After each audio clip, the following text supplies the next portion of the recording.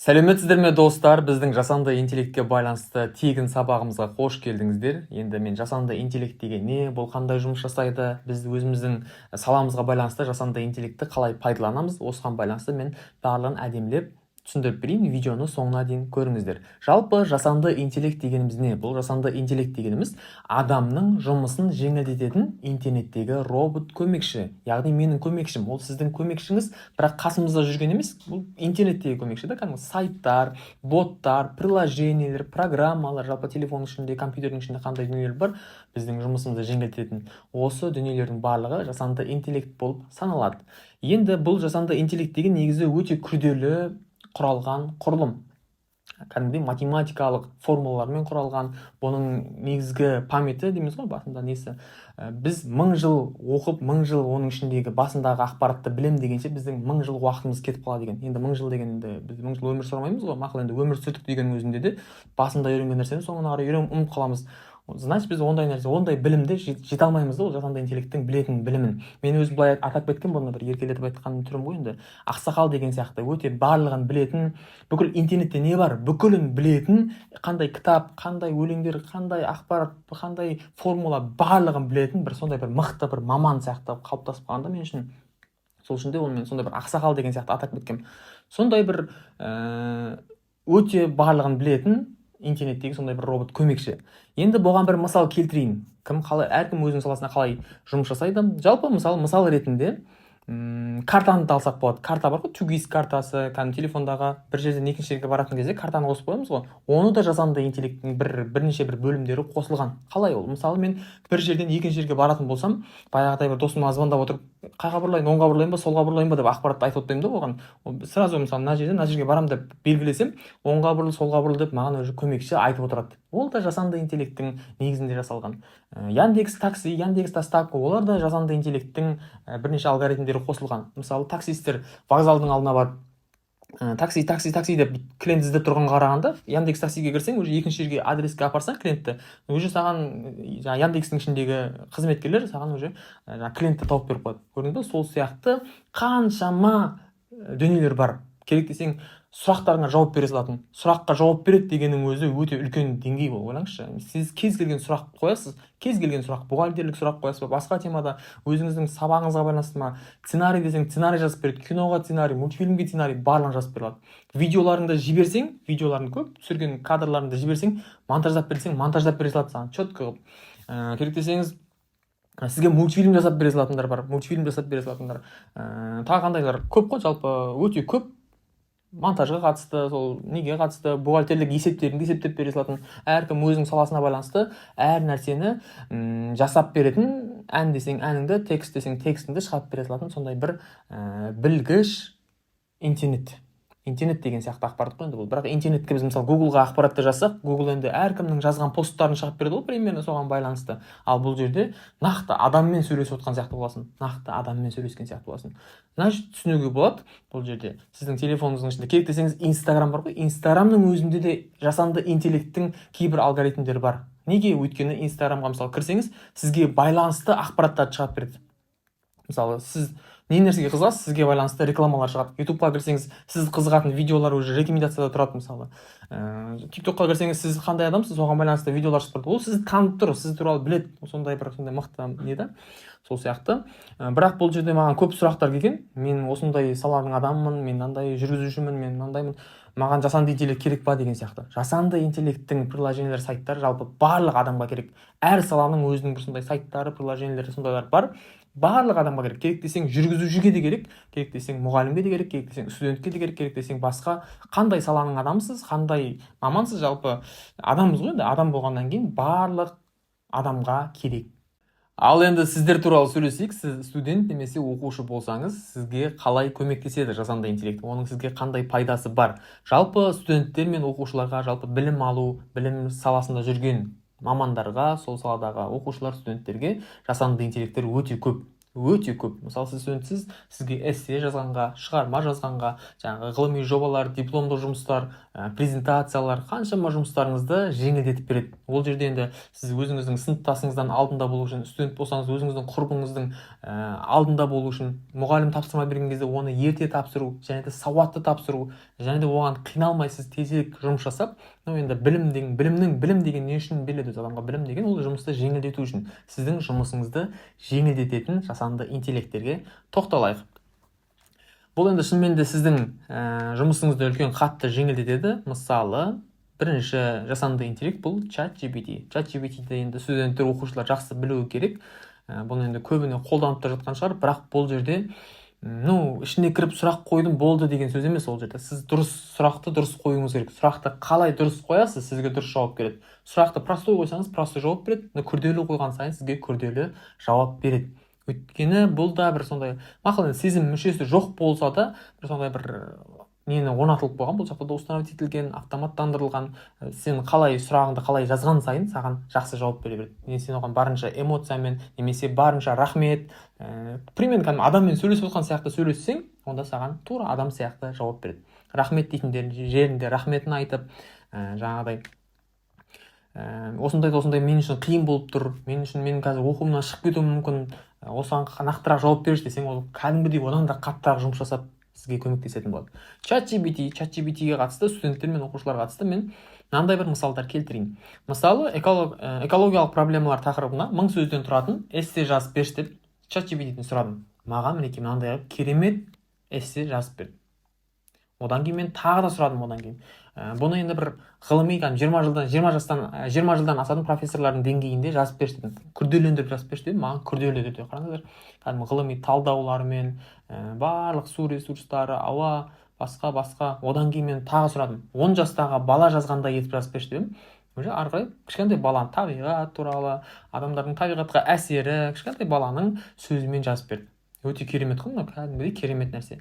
Енді мен студенттер мен оқушыларға қатысты тағы да басқа сұрақтарды қойдым мына бетте, басқа страницамен. Менің дипломдық жұмыстарыма қатысты қалай көмектесе аласың? Қазақстан 2050 бағдарламасы бойынша дипломдық жұмыс жазып берші дедім. Маған қысқаша жазып берген түрі, мен сосын одан күрделендірдім. 2000 сөзден асатындай қылып жазып берші дедім. Маған 2000-нан асатындай қылып нақты, сауатты жазып берді. Енді бұл жерде қараңыздар, мен мынандай да сұрақ қойып көрдім. Адам тіліндей жазатын, адам жазғандай етіп жазып берші, плагиаттардан өткізіп деген сияқты. Бұндай негізі ChatGPT ондай плагиаттардан өткізбейді. Басқа жасанды интеллекттер бар. Осы ChatGPT болсын, басқа да Google-дан алған тексттердің барлығын адам жазғандай етіп береді, және де еш жерден көшірілмегенде, еш жерден плагиат болмайтындай жазып беретін жасанды интеллекттер көп.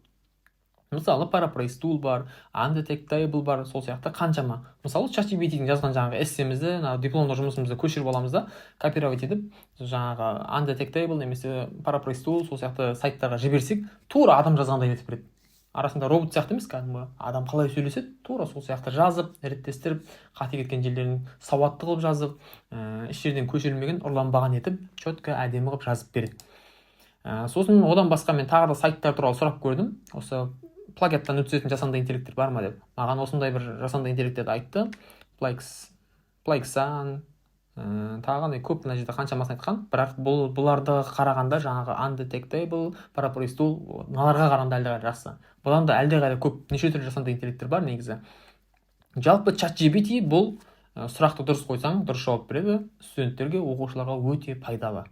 Сен сабағыңа қатысты ақпаратты керек десең, темаңның басын жазсаң болды, ары қарай жалғасын жазып бере салады. Өзіңіздің қандай мамандықта оқып жатсыз, қандай салада оқып жатсыз, соған қатысты сұрақ қойдыңыз, сразу ChatGPT-ге жазып, апаймен етеш деп қаншама кісілер уже білімді, бағаны бірінші алып отқан кісілер бар. Бұл да енді заманның түлкі болса таз болып шал дегендей, қалай заман өзі қалай кетіп бара жатыр, сол барлық жағынан лидер болуға тырысу керек студенттер, оқушылар. Ол енді сіздер енді жастарсыздар ғой, білім алуға барынша ұмтылу керек. Бұл енді мақал ChatGPT түсінікті, оны білу керек басқаларда. Одан басқа тағы қандай жасанды интеллекттер бар. Екінші мен Gamma-i. Бұл Gamma-i дегеніміз презентация жасап береді сізге. Презентация жасағанда да біз енді осыған дейін күрделендіретін едік қой, біз презентацияның слайдын жасаймыз, текстін жазамыз, оны ойлаймыз, бүйтіп кәдімгідей ми ашытатын нәрсе еді ғой. Ал мына Gamma-i деген сен ойланбайсың, саған 30 секундтың ішінде саған уже презентация жасап береді. Сен тақырыбын ғана жазсаң жеткілікті. мысалы міне гамма айға кірдім, гамма ай деп жазсаңыздар поискке кіреміз осы жерге. Осы жерге кіріп өзіміздің жаңағы тақырыбымызды жазамыз, тілімізді таңдаймыз. Мысалы ағылшын тілі ме, ағылшын тілі емес, маған керегі қазақ тілі деген сияқты өзіміздің тілімізді таңдаймыз. Мына жерде қазақ тілі бар ма екен? Қазақ тілі бар. Қандай тақырыпқа керек? Күрделендірмей ақ қой, енді оңай қыла салайыншы. Мысалы ата ана дей салайыншы. Ата ана туралы. Енді әркім өзінің темасына жазады ғой. Енді мен ветеринар болсам, ветеринарға қатысты өзім қандай мал дәрігерлік сұрақтарымды қоямын. Мұғалім болсам, мұғалімдік сұрақтарыңызды қоясыз. Маған мінекей осындай әр слайдтың тақырыптарын жазып берді. Давайте кеттік, бастым. Дальше маған қазір андай міне шаблондар жасап берді. Қандай шаблондар керек? Қара түсі, ақ түсі деген сияқты таңдаймыз. Өзіңізге ұнаған түсін таңдайсыз. Генератив бассаңыз, ары қарай сізге презентациялар шығарады. Мінекей шығарып жатыр. Қазір бастасын. Сосын ары қарай санап отырып көресіздер қанша уақытта шығарып жатқанын. Бұл гамма ай. Гамма ай, мінекей ата ана отбасының негізгі осылай қазір шығуы мүмкін. Басталды. Вот, міне суретімен шығарып берді. Өзгертетін жерлерді өзгертіп жібересіз. Сәл сауаттысыз болып қалған жерлерді сауатты қылып жазып жібересіз деген сияқты. Міне екінші беті кетті уже. Үшінші бетін шығарып берді. Төртінші бетін жазып жатыр уже, қараңыздар. Әдемі ба? Өте әдемі. Кәдімгідей жұмысты жеңілдете ма? Жұмысыңызды жеңілдетеді. Бұл нәрсені енді мен айтпасам да басқа саланың мамандары да айтып жатқан шығар. Сіз қолданбасаңыз, сіздің жаңағы конкуренттеріңіз деймін ба, сіздің бағаға таласып жатқан оқушылар болсын, жаңағы студенттеріңіз, олар бағаны олар алып қояды. Сол үшін барынша бізге үйренгеніміз дұрыс. Енді бұл түсінікті, гамма ай. Енді келесі бізде summarize teach. Бұл қандай жасанды интеллект? Бұл да негізі өте керемет. Мысалы сізге тапсырма берілді, реферат жаз, басқа дипломдық жұмыс болсын, басқа тапсырма берілді, мұғалім тапсырма берді. Сіз көресіз оны нәрсені, мақұл енді Google-дан іздерсіз, басқа жақтан іздерсіз, бірақ ол жерде біреудің жазған посттары болуы мүмкін да. Ал сіз YouTube-тан көрген видеоларды жазып отыруға уақыт кетеді. Ал YouTube-та мықты эксперттер бар, олардың подкасттары, олардың жаңағы ақпараттары берілген. Оларды жазып отыруға уақыт кетеді. Ал сол YouTube-тағы видеоның сілтемесін көшіріп, осы сайтқа қойсаңыз, сізге конспект қылып жазып береді автоматом. Бірнеше секундтың ішінде. Мысалынан қараңыздар. YouTube-қа кірдім. Марғұлан Сейсенбайдың мысалына видеосы аламыз, копирайт етіп аласыз осы жерден сілтемесін. Summarize-ға кіреміз да, сілтемесі қойылып тұр, как раз бастым. Вот, маған 2-ге бөліп істеп берді. 1 минутқа дейін 1,5. Мен тағы смотрит больше дегенді бассам, астында маған каждый 1 минут, бірден 5 кеткенге, бірден 10 кеткенде не айтылған, полностью жазылған. Маған если что маған реферат жазу керек болса, мен көшіріп аламын да, осы жерден жасайтын нәрсемді жазып ары қарай өзімнің дүниелеріммен пайдалана беремін. Өте керемет па? Керемет. Сол сияқты неше түрлі жасанды интеллекттер бар. Енді менің сіздерге керемет ұсынысым бар, құрметті студенттер, оқушылар, сіздерге керемет ұсынысым. Менің өзімнің жасанды интеллектке қатысты авторлық курсыма шақырамын. Менің сізге қазір 2-3 түрін ғана ақпарат бердім. Әлі мен айтатын ақпарат өте көп, сіздерге арналған ақпарат өте көп. Менің өзімнің авторлық нейростарт курсына шақырамын. Нейростарт курста сіз не аласыз және де қандай нәтижеге жетесіз. Мысалы, егер сіз осы 4 типте болсаңыз, мақұл, біріншісі арнайы маман, бір саланың маманы болсаңыз, мұғалім, дәрігер, заңгер, мақұл сіз студент болсаңыз да, сіздің ата-анаңызға керек болуы мүмкін, сіздің таныстарыңызға пайдалансаңыз да болады, өте керемет. Екіншісі, студент оқушы, сіз мысалы студент оқушысыз, сізге міндетті түрде керек, сіз білім саласындасыз. Үшіншісі, фрилансер, SMM, мобилограф, таргетолог сияқты, оларға қалай көмектеседі? Оларға кәдімгі өзінің бизнес идеяларда, неше түрлі маркетингтік воронкаларда, подписчик жинауға, просмотр жинауға, сондай бір SMM-ге көмек беретін, менеджерге көмек беретін неше түрлі сайттар, жасанды интеллекттер бар. Төртіншісі, табыс табу. Сіз студент болып та табыс таба аласыз. Студент болып та табыс табасыз. Мақұл болмаса, үйде ата-анаңыз болсын, әпкелеріңіз болсын, оларға да үйретіп, оларды да үйден жұмыс жасатсаңыз болады. Мысалы, мен келіншегіме үйретіп қойдым, именно осы табыс табудың түрін. Қазіргі таңда күнде үйде отырып 40-50 мың теңге ол күнделікті табысқа айналып кетті. Оған қатысты да сабақтар бар. Сонда біздің сабақтың ішінде сіз не аласыз? Қараңыз. Бірінші 50 түрлі жасанды интеллект. 50 түрлі. Мен қазір 2-3 ғана айттым, сізге 50 түрлі жасанды интеллект негізгісі. Келесі, сабаққа доступ 1 жыл, 12 ай. Кез келген күні, түні, қай уақытта көргіңіз келеді, көре бересіз. Доступ ашық. Және де апта сайын бізде жаңа сабақтар салынады. Аптасына бірнеше сабақтар салынады. Жаңа, өйткені күнделікті бір жаңа ақпараттар шығып жатыр, соның барын осы жақта салып отырамын, жабық платформамда. ойлаңыз енді, бір жылдың ішінде сізге қанша сабақ салынатыны жаңа. 50 сабақ ол бөлек, ол тұр онсыз да. Ал сізге тағы апта сайын, осы аптада может 4-5, одан кейін тағы 4-5 деген сияқты бір жылға дейін қанша салынатыны білмеймін, белгісіз да. Одан кейін кері байланыс бір жылға дейін. Кез келген уақытта WhatsApp пен Instagramмен сұрақ жауап болады. Өте керемет. Бағасы 49.900 теңге болған осыған дейін, 50.000 теңге, яғни ал дәл қазір сіз бір сағаттың ішінде осы сабаққа қатысамын деп өзіңіздің ұсынысыңызды айтсаңыз, онда бүгінгі осы бір сағаттың ішіндегі баға 9.900 теңге. Ал енді сіз ойлап көріңіз, қазіргі тегін ақпараттың өзінде қандай ақпараттар алғаныңызды түсініп тұрсыз. Ал енді ақылы түрдегі жасанды интеллект сабақтарына қатыссаңыз, сіз қандай нәтижеге жететініңізді өзіңіз іштей сезіп тұрған шығарсыз. Қазірдің өзінде жақсы нәтиже шығаруға болады. Осының өзімен де, егер осының өзіне мен қанағаттанамын десеңіз, онда өзіңіз білесіз. Ал мен ары қарай тағы дамимын, одан сайын өсемін, болашағыма сенемін деген өзіңізде сондай бір іштей бір мотивация болатын болса, онда менің сабағыма қатысыңыз. Бағасы бар жоғы 9.900 теңге. 10.000 теңге. Егер қатысам дейтін болсаңыз, төменде описание бөлімінде сілтеме бар, жазыңыз, WhatsApp-қа өтесіз, менеджер сізді реквизит жібереді, ары қарай сабаққа бірден қосыласыз. Ал енді біздің тегін сабағымыз осымен аяқталды. Сіздерге пайдалы болса, мен өте қатты қуаныштымын. Ал енді менің сабағыма қатысқан кісілер сабақта кездескенше.